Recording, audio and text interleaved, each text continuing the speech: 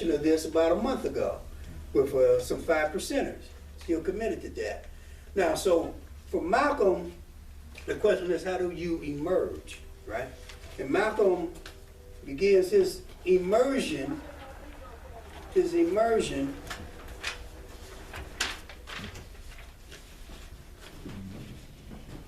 from NOI orthodoxy, and that leads to a process of internalization and a break with the NOI.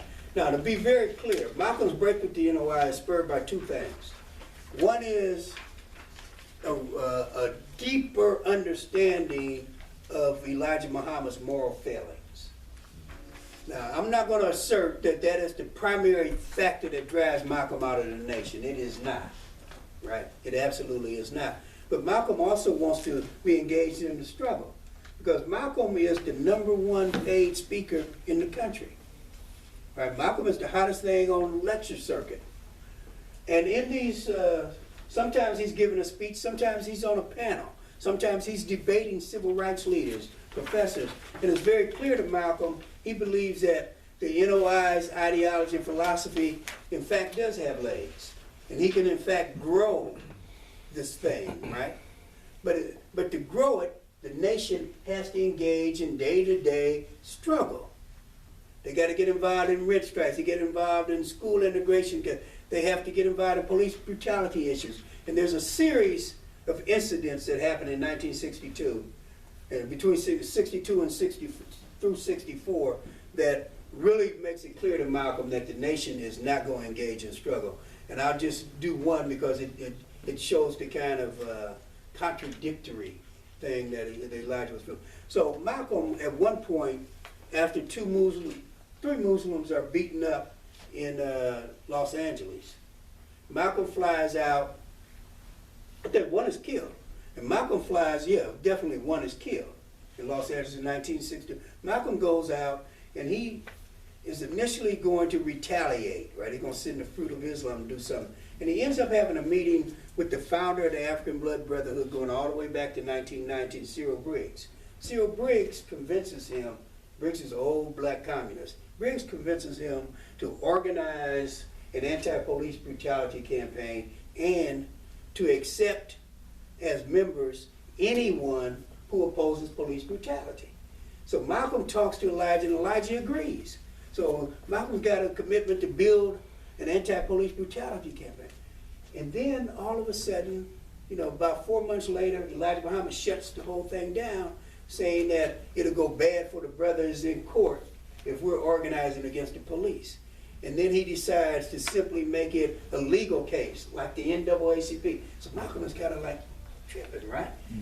So a month later, a plane carrying 162 white people from Georgia crashes, and they all die. And Malcolm gives a speech where he says that this was Allah getting retribution for the black man, for the black NOI members who were killed by the police. And Elijah has a fit. He said, you can't say that. We say that in the mosque. You can't say that out publicly. And Malcolm said, well, but I wanted to physically engage. You stopped me. So now I'm just quoting our theology. Don't we believe that Allah is going to destroy the white devils? On and on. Okay, so ultimately, the situation is such that Malcolm comes to see the contradictions are greater than he thought, and the people inside the NOI want him out. They see him as a threat. Now, so Malcolm begins to get involved, particularly this last year, that's the most important. So you see Malcolm, he breaks with the NOI, conversion to Sunni Islam, he gets involved in movements, rent strikes, other activity in Harlem, and he opens up a dialogue while in Africa with the Student Nonviolent Coordinating Committee. And in fact, as you saw in the film Selma, they bring Malcolm down to talk, right? As you can see, SNCC beginning to move toward that kind of nationalistic philosophy. And of course, there's the travels throughout Africa. And again, I'm not going to repeat things that you know. The upshot is this, about it, the experience in Africa and his day-to-day experience in struggle in the United States. Now that he's engaged in struggle, Malcolm begins to change his worldview. And then the interactions with Kwame Nkrumah, Ben Bella in Algeria, right, the leaders of the Algerian Revolution. I don't know that he met, Fanona's dead. Fanona's dead, okay? But Ben Bella, he meets with Bella, he meets with Kwame Nkrumah, he meets with in fact, Malcolm in Kenya, the leaders of the Southern Liberation movements, right? Because this is in the mid-60s. Frelimo, the FNLA, ANC, PAC, SWAPO, they're just ratcheting up their struggle, right? But Malcolm is put on a ship at the OA, for the old Organization of African Unity meeting. Malcolm is placed on a ship with the leaders of the liberation movements. So he's in dialogue with the most revolutionary sector on the African continent. And this is before he goes to Ghana to meet with Kwame Nkrumah. He goes to Mali, meets with Modibo Keita, all of the African revolutionaries. And so this makes Malcolm begin to rethink. And part and central to the rethink is that he begins to move from a notion of white devils to a notion of the system, right? So I got these quotes here that Malcolm says that the system in this country cannot produce freedom for the Afro-American. It's impossible for this system, this economic system, this political system, this social system. And then he gets specific, right? And he says you can't operate a capitalist system unless you're voluntaristic. You have to have someone else's blood to suck to be a capitalist. You show me a capitalist, and I'll show you a vampire. Okay? And that move becomes definitive for what will become Black Power, at least the radical wing of it, right? And so to kind of bring this to a conclusion, if we take the life of Malcolm X, and especially, right, but not exclusively, but especially the period from '63 to his assassination, that Malcolm begins to transform Black nationalism.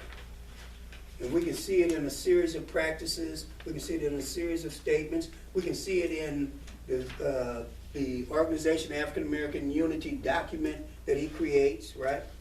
And this has a tremendous impact on the generation, on the people who, in fact, pronounce Black Power. Malcolm is kind of prologue, but he sets the standard. And so when we look at what Malcolm actually accomplishes in his life, the first is that he repoliticizes Black nationalism. What do I mean by that? I mean that if you read probably the best study of Black nationalism is Wilson Moses's The Golden Age of Black Nationalism, 1850 to 1925. And what he shows is that Black nationalism was bourgeois, right? It was bourgeois. And not only was it bourgeois, it was assimilationist. You know, they wanted to control their own space, but they were going to do it with European culture. Garvey had no appreciation whatsoever for African culture. He considered it backward. He considered African American culture backward. He hated jazz, right? I mean, we can just go on and on and on and on. But it's not just Garvey, right? This is the Booker T mode. Booker T, Elijah Muhammad. In the nation, you know that you couldn't listen to music. Now, how the hell are you going to promote a culture and you can't listen to the greatest music produced? Actually, African Americans have produced the greatest musics, right? Jazz, R&B, blues, on and on. But you can't do that. So that's a rejection of your culture. And so Malcolm understood that, but also it was a rejection of politics. These nationalists didn't get engaged in day-to-day struggle. They didn't get engaged in struggles in the U.S. Think about Garvey. And what? Now, there's some chapters of Garvey's organization that are engaged, but Garvey is thinking that he's going to go back to the African continent, and he's leading people back. And if you look at nationalists, they just stayed out. They said, look, you know, think about Malcolm when he goes to the March on Washington. He doesn't march, he doesn't demonstrate. Malcolm is on the sideline telling jokes. It's the farce on Washington. Kennedy told them Negroes when they could come in and when they could go out. But he's not engaged, he's a critic. He's throwing rocks. Because that's all Elijah would allow, because Elijah was incarcerated during World War II, because Elijah was a dissenter. Well, actually, the Nation of Islam supported Japan because they believed that Japan was the fulfillment of the Asiatic black man, and that it was their science, right? They saw in the science and the machinery that the Japanese were creating, they saw that wheel, that that vision they said, is it Ezekiel? You saw that wheel? So the Nation of Islam had this curious mix of sheer straight mysticism combined with a reverence for science, right? So that type of black nationalism that was literally worthless, Malcolm forced them to get engaged in day-to-day politics to bring it back to struggle. Now the interesting thing that Malcolm does here is that he takes black nationalist ideology, but he melds it with the civil writers' strategy of struggle, their tactics, right? Day-to-day engagement, civil disobedience. Now Malcolm, the other accomplishment he made, or one of the most significant accomplishments, is that he made self-defense a reasonable option. After Malcolm, there's no debate whether or not one should defend themselves. It's clear, and you see that in the Black Power generation, that one of the things that distinguishes the Black Powerites from the Civil Rights-ites is that there's no debate amongst Black Power folk on whether or not you have a right to defend yourself. The civil rights, far more civil. Look, SNCC kids, they had guns. The people whose homes they lived in, southern black folk, rural black folk, they had guns, right? And they used them. But the philosophy, the ideology. Now, this next thing is that if you look at the Organization of Afro-American Unity's program, they got 17 points. And those 17 points, like the 10-point program of the Black Panther Party, if you look at them individually, they are simply reformists. They're simply reformists. They're not transformative. But when you look at them together as a package, right, then they become what we can call revolutionary reforms. Right? We can call them revolutionary reforms because they propose a transitional program for the construction of a revolutionary African American community. Now, the other thing that Malcolm does is that he reintroduces the notion of Pan-Africanism. And it's very, very clear that from the end of the 1940s into the early 50s, the international agenda of Black America is simply erased, right? The NAACP, as part of their bargain during the Cold War, right, they jettisoned the radicals who had an international agenda, right? Du Bois, Paul Robeson, that whole group, the National Negro Council, the Civil Rights Congress, the Council on African Affairs.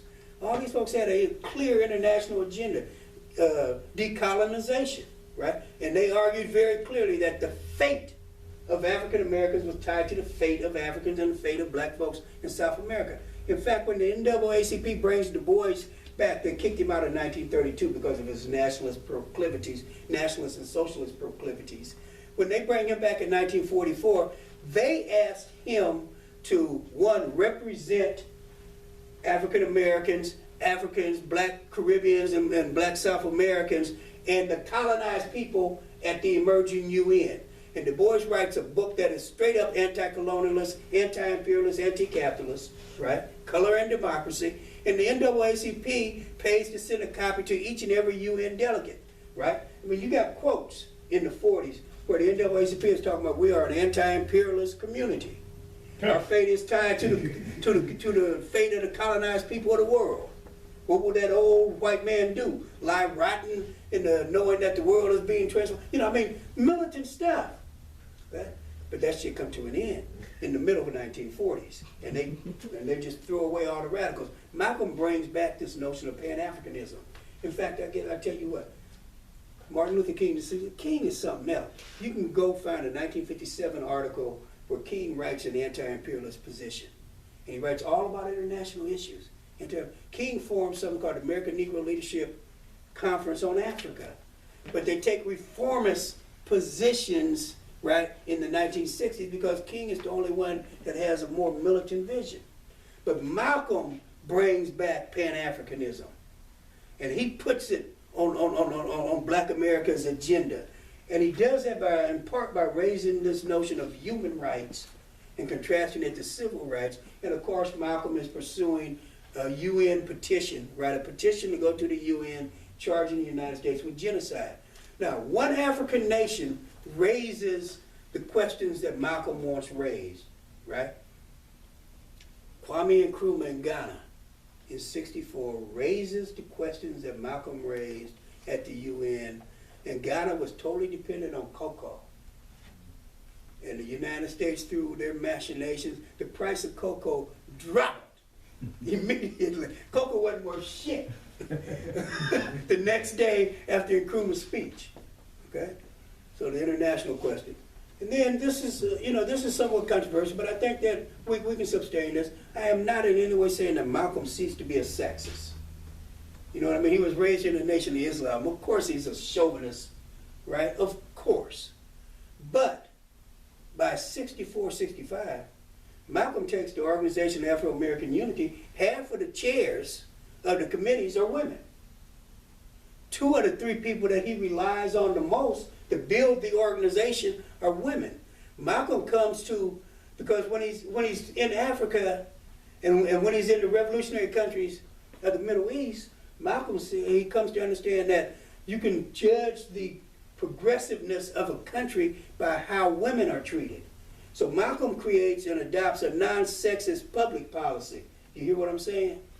A non-sexist public policy. I am not saying that Malcolm was helping to sweep the floor, mop, and share the housework with Betty, and that he had become a more comforting, husband. I'm not saying that. I don't know. But we do know that publicly he came to oppose sexism very strongly. And then most importantly, in that last year, on the basis of real study, right? Real study on his part, engagement in practical struggles. Because for most of his 10-year period as an active revolution, as a political actor, right? From 52 to 65, most of that 13-year period is spent in the Nation of Islam, and he's not allowed to actually engage in struggle. So once he's allowed to engage in struggle, engage in study, reflect on that struggle, do his international tour, meet revolutionaries, talk real revolutionary theory with guerrillas who are fighting an African liberation movement, Malcolm reassesses the situation and comes to believe that it's a system, not a people, right? It's a system. And he develops a critique of capitalism. And again, now, this is not an argument that Malcolm X becomes a Marxist. No, it's an argument that he comes to believe that capitalism is voluntaristic and that no progressive people would create a capitalist system. So he comes to oppose capitalism. And I would argue that it is these 6 things from Malcolm that the Black Power movement, its most radical wing, take and move forward in terms of Black Power.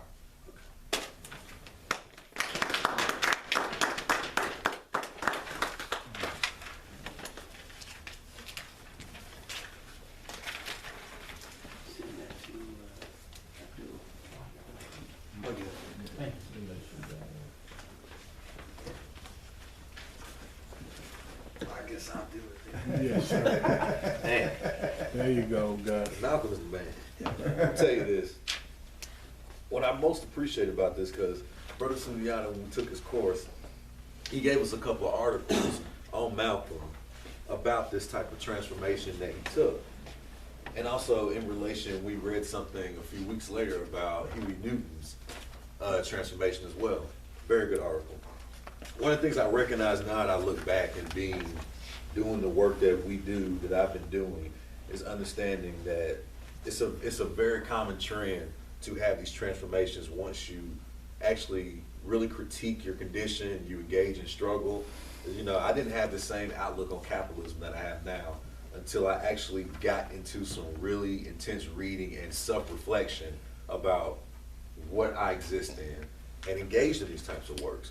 So, you know, it's really just, you know, to kind of understand that process that not only Malcolm and Huey and these other major leaders we studied went through, that I've also gone through it as well, you know, and really critiquing. And I'm still trying to understand the systems and stuff, and Sunyana and Lou are helping me understand more deeply, you know, read 18 Brumaire, reading other Marxist works and stuff.